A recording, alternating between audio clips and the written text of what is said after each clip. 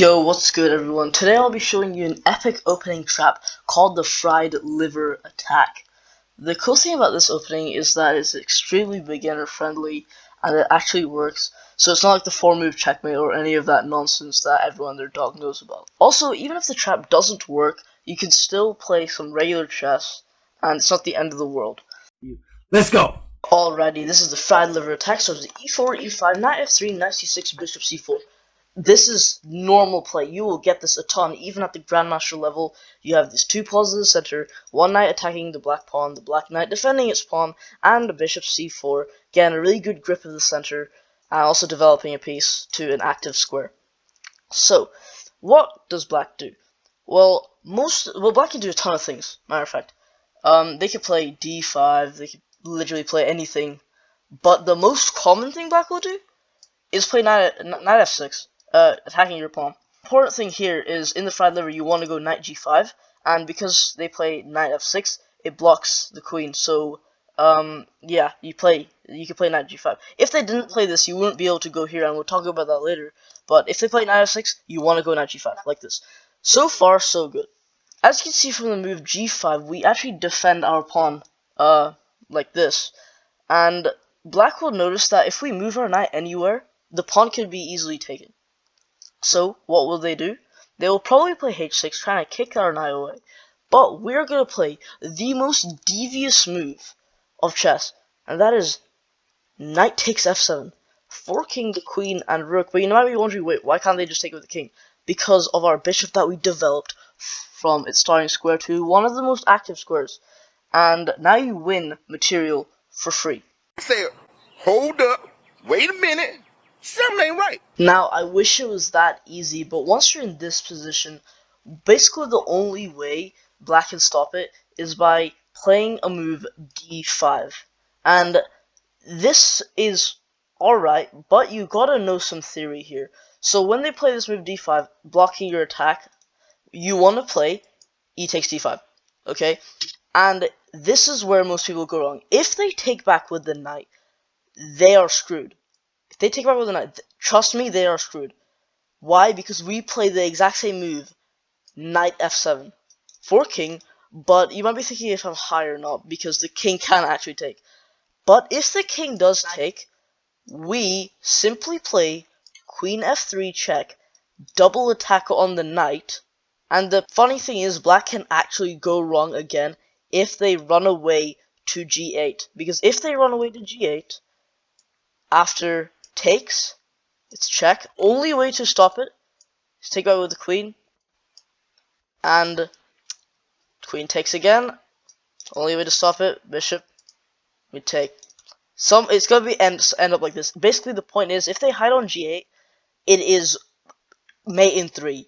I'm not kidding. Now, if they do not run away to g8, and if they go somewhere else, you can basically just pick this knight up, and white is in a way better position. More control of the center. They can castle like this. Black can't castle, and you have two active pieces. So, yeah. Okay, so we have learned that if the king gallops away to g8, it is forced mate. And if we learn that if the king goes anywhere else, the knight is lost. But there's one exception. There's one way to protect the knight, and it's not good. It's king e6, leaving the king wide open. Now, the thing is, if they do play this, you'll realize that you can't just take the knight. So what you do is you'll probably realize the knight is pinned. The knight can't move. So you'll put pressure on the pinned piece by playing knight c3. And basically, if black wants to keep the knight safe, he has to play something like knight b4. This looks like a good move because it defends the knight and it counterattacks. Thing is, you don't need to worry because you will simply castle. And you might be wondering, wait, why are we castling? This pawn is under attack. Well, theoretically, it's not under attack because if he was to take, we take with the bishop with check, and yeah, the knight is lost, and we just move the rook out of the way. Blah blah blah. We get on with life. So now that we know that this knight is basically glued to this knight, it can't move, otherwise the knight gets taken. So the only way, the only way for black to add even more support to the knight is with c6. Like there's no other way. With this, you will simply play a very normal move, d4. Now the point of this move is you actually want them to take you, and basically if they do, Stockfish says it's +3 for white already. Basically you just bully the king, you just hunt it down, and you'll eventually reach checkmate. I don't know all the lines to it unfortunately, but you probably played rook e1 or something crazy like knight e4, something like that, and you basically just hunt the king down completely, and it's just a destructive position for black. Now, if they don't take you, then it's fine, because you'll probably take them and still hunt down the king. The point of, if you get to this position somehow, the point is to hunt down the king, because you want to take advantage of the fact that it's right in the center of the board. So, up to this point, we have learned that the fried liver starts with e4, e5, knight f3, knight c6, and bishop c4, and we want to go knight g5. And remember, the only way we can do that is through knight f6. But what if they don't play knight f6? What if they play this? I don't know, like d6.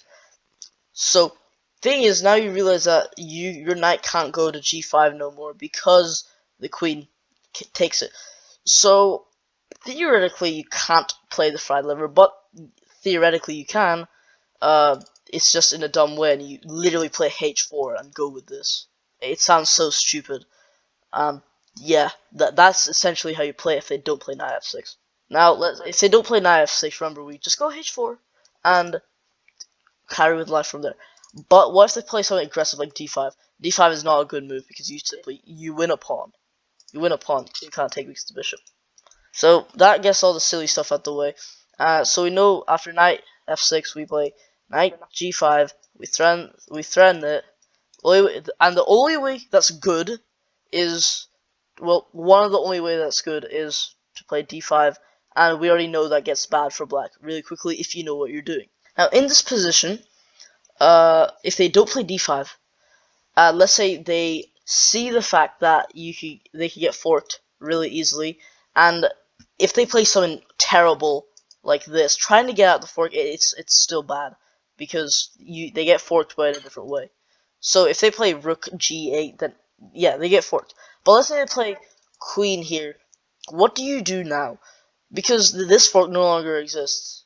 So what do? We actually simply take this pawn with the bishop, because the queen can't actually take because of the knight, and the king can't take either. So it goes king d8, and we simply just bring the bishop back, and let's say the king goes back. I don't know. We'll just play some more stuff and get control of the center and take the advantage. Alright, I need to show you guys one more thing that you must be aware of, and that is bishop c5. This is called the Traxler counterattack, and basically the point of this is that they want you to take with the knight, because as soon as you do, they will launch a whole attack on your king, and it gets really messy, so I do not recommend taking with the knight during the Traxler.